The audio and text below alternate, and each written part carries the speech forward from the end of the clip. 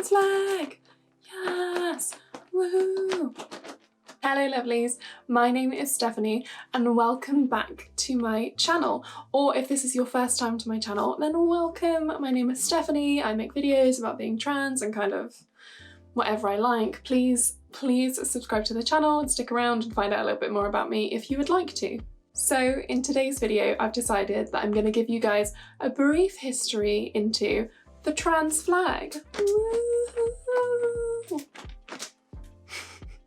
But before I get started, I just want to let you guys know that, as I'm sure you're already aware, all of the videos I'm creating this week, the monetization of these videos and the revenue being generated by that monetization is all being donated to the amazing charity Not a Phase, Not a Phase. Not a Phase is an amazing charity in the United Kingdom that was founded in 2020 by amazing transgender women Danny St James and Jackie Devon.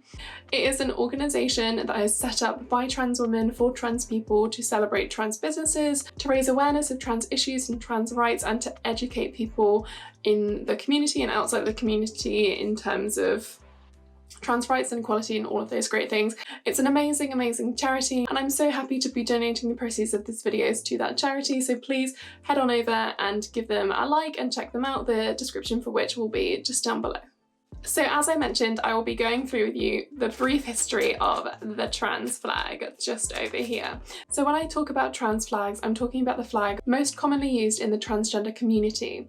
That is the transgender pride flag, or sometimes referred to as the Helms trans flag. I just wanted to specify that because although this is my personal favourite flag, there are many flags used within the transgender community to denote people who are transgender from different countries, people who are transgender and non-binary, and people who do many different things. There's loads and loads of flags, there's lots of different designs, but the one I will be talking about is this one. I'm just really enjoying. I think you can all tell that I'm just really enjoying waving a flag.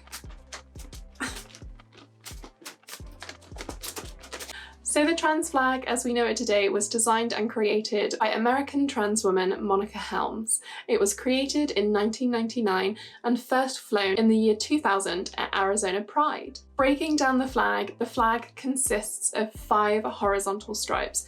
Now, I know you probably know what they mean already, but I am going to go through it with you guys. The blue and the pink represents the 2 genders, male and female, and as Monica Helm puts it herself, they represent baby blue for a boy and light pink and baby pink for a girl. The white stripe in the flag represents people who are maybe transitioning, people who don't identify with either the blue or the pink, so people who maybe are non-binary would identify with that stripe in the flag.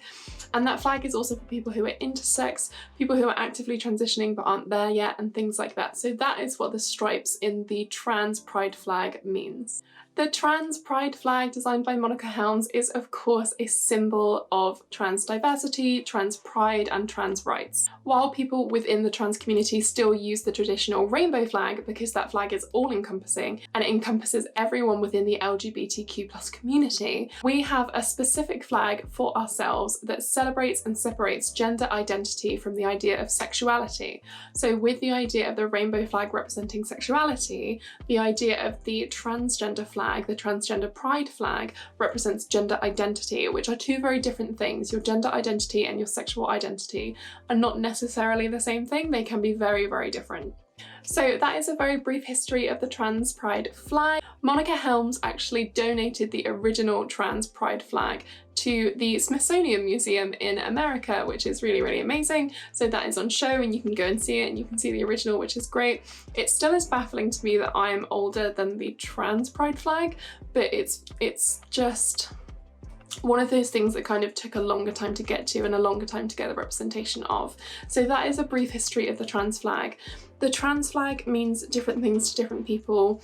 If it's flown by an ally, it shows strength in your allyship, in your ability to kind of share that with the person and to say to the world that you support trans people. For trans people like myself, it's a huge symbol of pride, of being unapologetically trans, and it's often used in trans merchandise and things like that. And if you see those colour schemes together, sometimes it's sneaky trans people who are like, I'm proud, but kind of low-key. So for me, it just represents just a huge amount of pride in the community. When people fly it who are allies, it shows that they're standing with us and for our fight and all of those good things. So it's one of those really important symbols that is really, really important to the community and should never be disregarded as being unimportant, because it celebrates the diversity and it celebrates the pride, it celebrates who we are.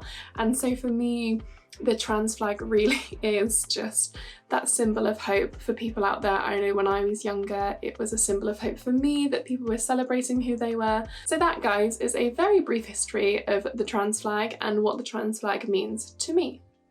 So guys, that's it for today's video. Don't forget to check out Not a Phase in the description just down below.